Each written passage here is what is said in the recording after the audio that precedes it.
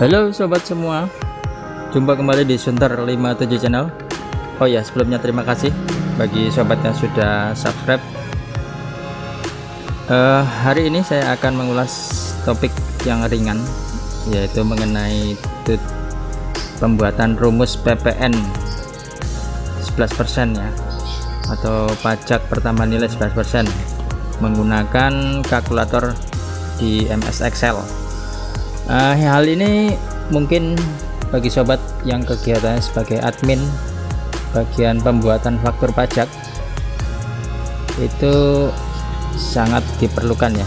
Seperti kita ketahui bahwa pengenaan PPN 11% ini untuk barang dan jasa komersil tentunya sudah diatur oleh undang-undang dan sudah diberlakukan mulai 1 April 2022 yang lalu. Dan awalnya PPN yang 10% itu naik menjadi 11%. Nah, di sini saya akan berbagi sedikit tips untuk menghitung PPN 11% ini menggunakan Excel. Misalkan kita dihadapkan pada suatu nilai, suatu barang atau jasa yang nilai tersebut termasuk di dalamnya ada nilai PPN 11%, istilahnya itu include PPN, maka kita perlu mencari nilai DPP-nya atau dasar pengenaan pajaknya, agar bisa dihitung besaran PPN-nya. Bagaimana cara pembuatannya dengan menggunakan rumus Excel? Baiklah, kita ikuti saja videonya sampai selesai.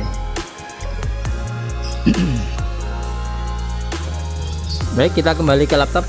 Di sini kita sudah membuka Excel ya. Excelnya apa saja bebas. Langsung saja kita buatkan di menu sel B3, kita tuliskan saja kalkulator PPN 11%. Kita kasih judul ya, kalkulator PPN 11%.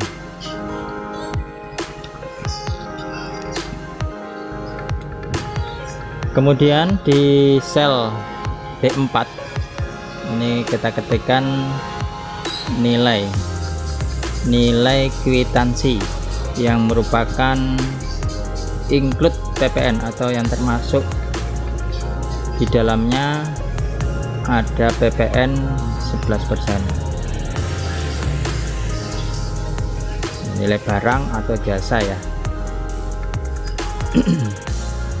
Kemudian sel B5 ini kita ketikkan DPP, dasar pengenaan pajak. B6 kita ketikkan PPN 11%. Kemudian B7 ini PPH untuk yang terkecil dulu ya, 1,75%. Untuk PPH yang lebih besar tergantung dari klasifikasi usaha sobat ya. Silakan nanti dirubah sendiri, kita merubah saja besaran persennya. Selanjutnya untuk yang B8 ya, B8 ini nilai invoice net, jadi nilai invoice bersih ya, ini bersih yang didapatkan dari hasil tagihan tadi, dari tagihan yang nilainya di atas tadi. Nah, ini untuk usaha tertentu mungkin ada yang PPN-nya tidak ada, atau maksud saya PPH-nya tidak keluar ya, berarti nanti yang dilihat dari DPP sama PPN saja. Oke, sampai di sini kita atur dulu untuk ini. Kita buatkan titik 2 di depan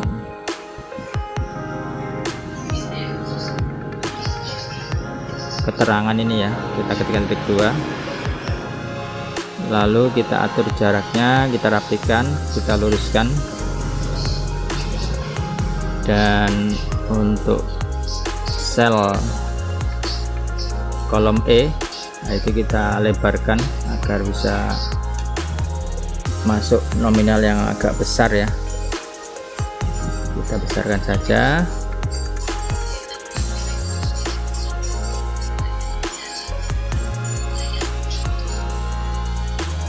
Kemudian untuk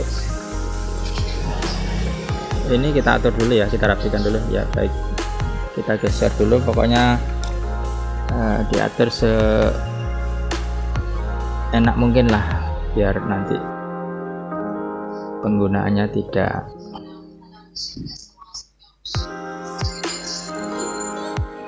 susah ya. Baik, kita atur saja dulu huruf-hurufnya. Silahkan rekan-rekan setting sesuai dengan selera masing-masing ya. Untuk huruf di sini saya akan menggunakan huruf ya, ini Broadway dan lain seterusnya ya. Kemudian kita beri pewarnaan, mungkin ya, kita beri pewarnaan agar lebih bagus atau lebih enak dipandang ya. Di sini kalkulator akan kita beri warna biru tua ya dasarnya, lalu kalkulatornya warna putih saja baiknya, tulisan hurufnya ya. Oke, begini. Kemudian untuk nilai kwitansi ini kita kasih nilai yang cerah aja, warnanya kuning ya. Dan untuk PPN 11 itu kita beli warna yang beda agar terlihat ciamik. Baik, ini sudah tertata untuk pewarnaan. Sekarang tinggal kita masukkan ke rumusnya ya. Di sini ada nilai kwitansi yang merupakan include PPN, itu nanti bisa kita masukkan nilai berapa saja nominal yang diminta ya, atau akan kita tagihkan mungkin penagihan. Oh ya, untuk format kolom E5 ini kita ganti menjadi accounting ya, rupiah. Jadi diganti accounting rupiah agar nanti nilainya bisa keluar nilai rupiah ya, nominal rupiah. Number ya terserah, pokoknya yang cocok lah. Kemudian untuk DPP kita akan masukkan rumusnya.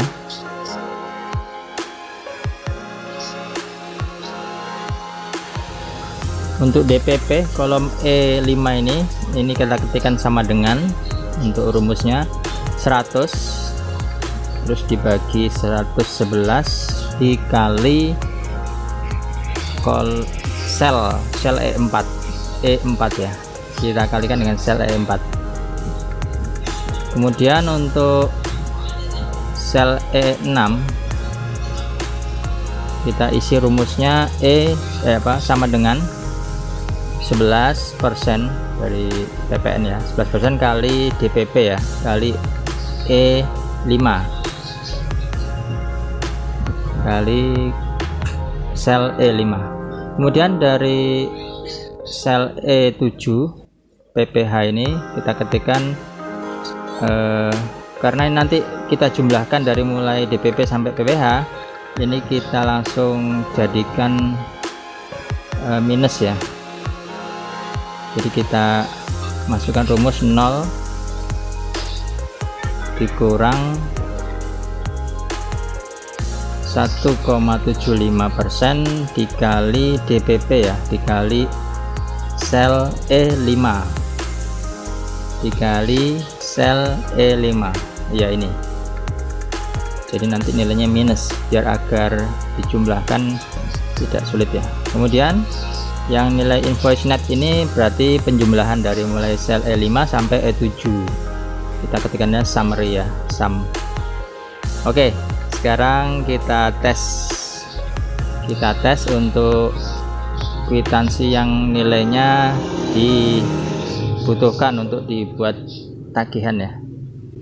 Kwitansi yang include PPN itu misalnya kita ketikkan nilainya